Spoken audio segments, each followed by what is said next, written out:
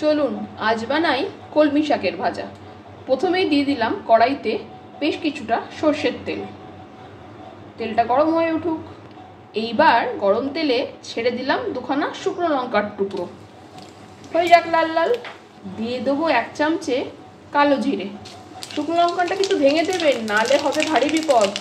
ফোড়ন ফেটে উঠেছে দারুণ গন্ধ। এবার দিয়ে দেবো দুখানা বড় বড় পেঁয়াজ কুচি করে রাখা। 6 কোয়া রসুন দেবো তাতে ফেলে কুচি করে কেটে নিয়ে। এবার দেব স্বাদ মতন নুন, দেব 1 চিমটে হলুদ। এবার আগে থেকে কুচি করে রাখা শাকগুলোকে ধুয়ে বেছে পরিষ্কার করেছি, সেটাকে এবার ফোড়নের মধ্যে দেব ঢেলে। কলমি শাকগুলো দিয়ে পেঁয়াজ রসুনের সঙ্গে নেব ভালো করে ভেজে, কিন্তু হ্যাঁ, গ্যাসটা কিন্তু কমিয়ে রাখতে হবে।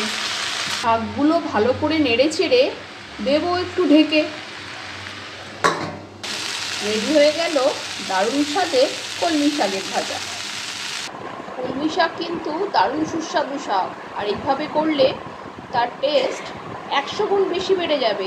জানি সবাই জানো কলমি শাক ভাজা করতে, কিন্তু আমি তোমাদের শিখিয়ে দিলাম আমার মতন করে। সবাইকে এইভাবে করার অনুরোধ রইল। ধন্যবাদ।